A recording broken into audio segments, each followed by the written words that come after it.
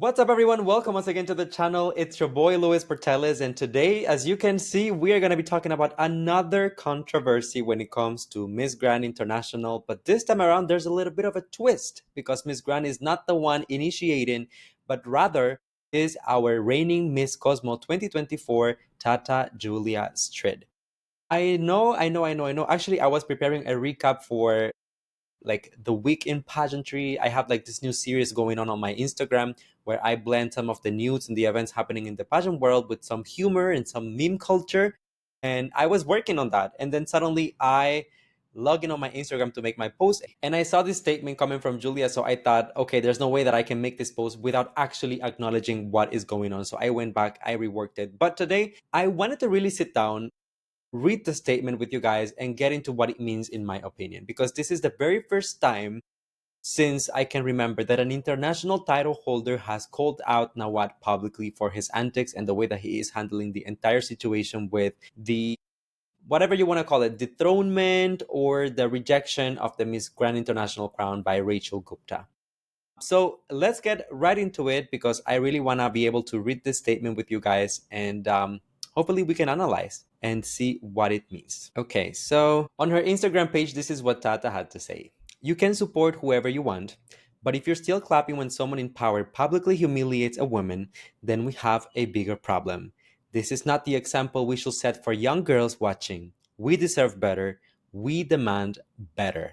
This is just the first statement. There's a couple of slides when it comes to this statement, but I'm going to say props to you. Props to you, Tata. Honestly, you have earned my respect when it comes to this, simply because with this entire conversation, a lot of people have been playing the taking sides.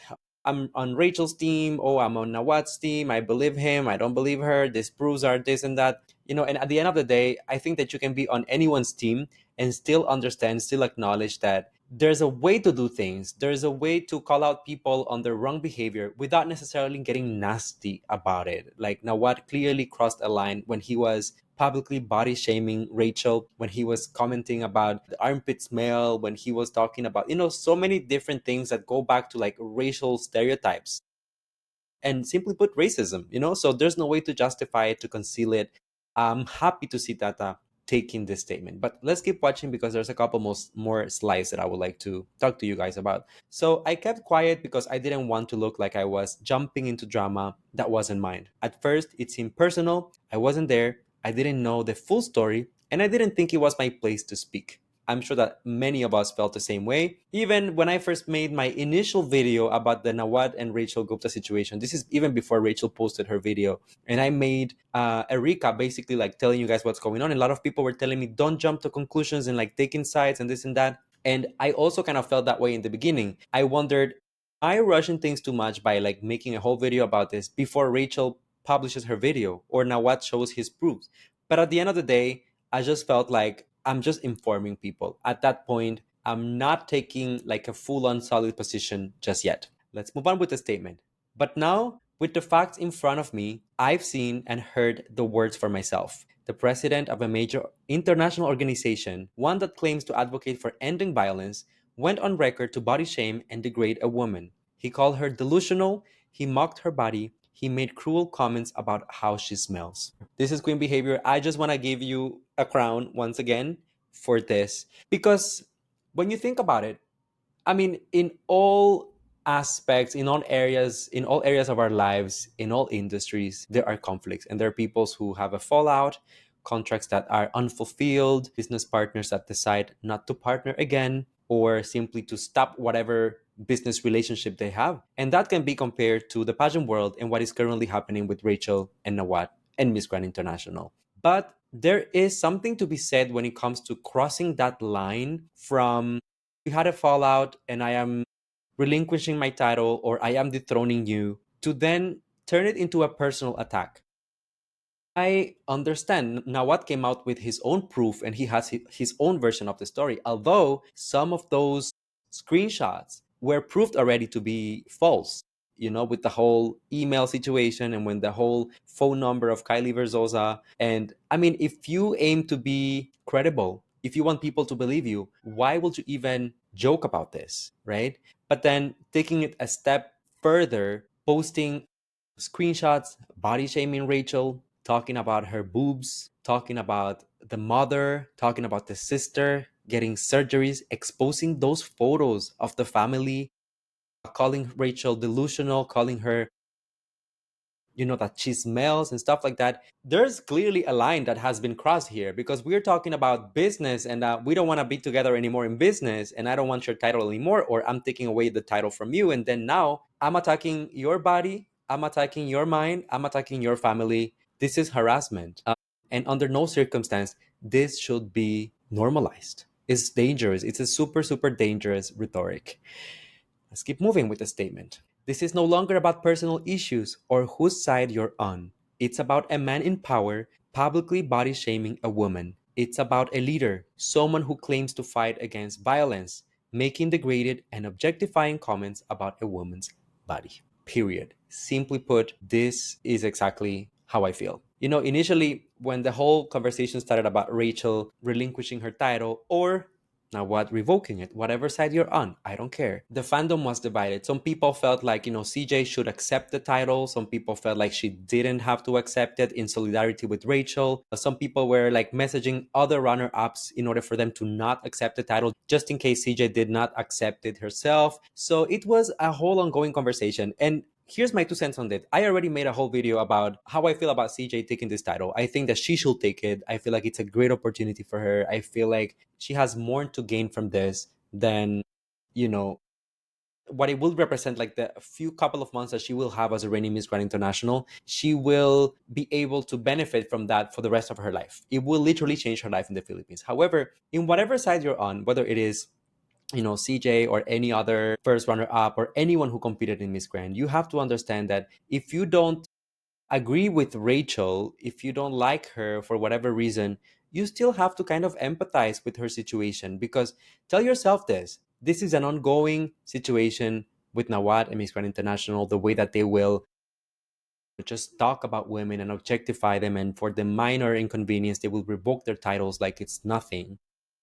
They didn't put all that time, effort, blood, sweat, and tears into getting this title. It's not the first queen of Miss Grand that is getting dethroned. Actually, we are going on a couple already. If they want to join other competitions, title revoked. If they don't like how they're being treated, title revoked. If Rachel dares to speak publicly about whatever she experienced, title revoked. What is this? Why are we giving titles if it's something that you can just simply take back?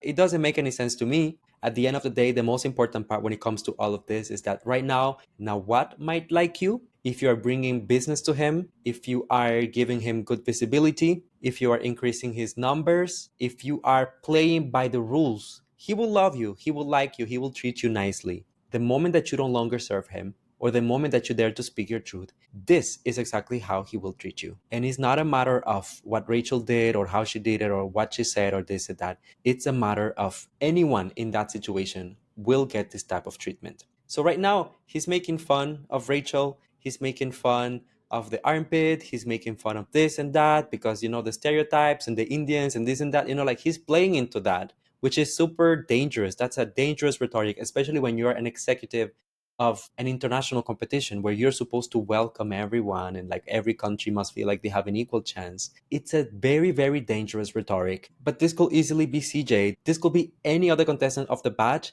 If they don't deliver what he likes, if they don't do things the way that he likes it, this is exactly the type of treatment that these girls will get, which ultimately is the most degrading part about this entire competition. Anyways, let's continue with the statement.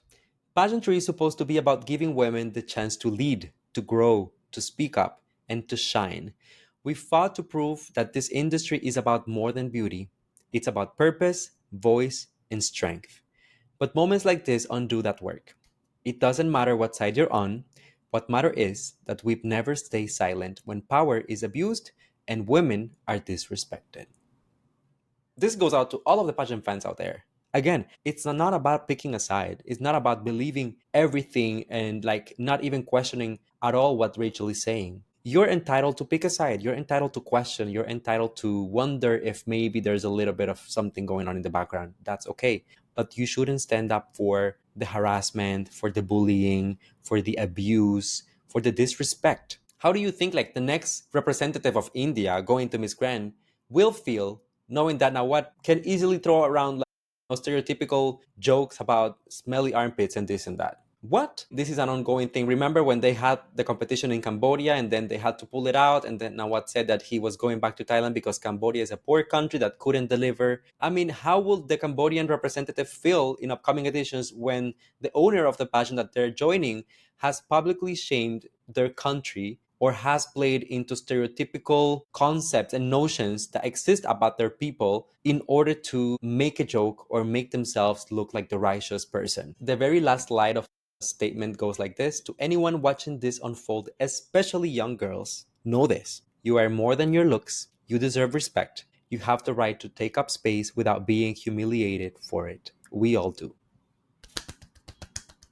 Honestly, quite frankly, I think this is by far the most impactful thing that Tata has done in her reign as Miss Cosmo so far. I don't mean that as like a dig or a shady comment whatsoever. I think this is such a powerful statement because, again, every single pageant out there, they promote female empowerment and equality and growth and inclusivity and all of this, but most pageants have remained silent, especially Miss Universe. I mean, Miss Universe is now basically Miss Grand 2.0. It's disappointing to see so many people in the industry, girls who are joining and competing in Grand, stay silent about this treatment. I know that a couple of national title holders from different countries, they pronounce themselves about it. But Julia, Tata is the very first international title holder to do so. I think that as a community, we should be able to come all together and call this out, and just point fingers and say, this is not acceptable. We don't stand for this. I mean, that's why I made a couple of videos already about this topic. I had posts on my Instagram, posts on my Facebook page, because I'm trying to, as much as I can, be vocal about it. Whoever likes it, well, perfect. And if you don't like it, then okay, this is just my stance when it comes to this entire situation. I understand now what has his side of the story, and maybe he has his own proofs and his own perspective on this whole thing. And he's entitled to have those, and we must respect those things. But we don't need to stand for the harassment and the disrespect, especially when you are a person, a man in a position of power when it comes to all of these women joining your competition. I would just like to close this entire thing, and I'm going to say this kind of unrelated, but everyone who knows me knows that I am the biggest Vina supporter. I even made a whole video on this channel. You can go and check it out. And I said to everyone, if Vina doesn't win Miss Universe Thailand, I am going to riot. A part of me, it's a little disappointed with the fact that Vina has remained silent when it comes to this. She has just complied with whatever Nawat is saying, especially knowing that as much as she brands herself as a Thai woman, which she is, she was raised in Thailand, culturally she is Thai, but she will stand for the abuse and the harassment of women from India, where her parents are from, because this is exactly the type of thing that people who don't see her fit to represent Thailand will pull out. This type of jokes, this type of stereotypes. She's never Thai enough. She's never this and that. So it's disappointing to see the playing into it for the sake of pleasing Nawat. Anyways, those are my closing thoughts. Now it's your time, you guys, to let me know how do you feel about this entire thing down below in the comment section. As usual, I will be reading you. Don't forget to drop a like, comment, and subscribe if you enjoyed this, and I will be back with more updates. There's a lot of drama. Miss Grand Friends now made a public statement. But anyways, that's for a different time. See you guys on the next one. Bye now.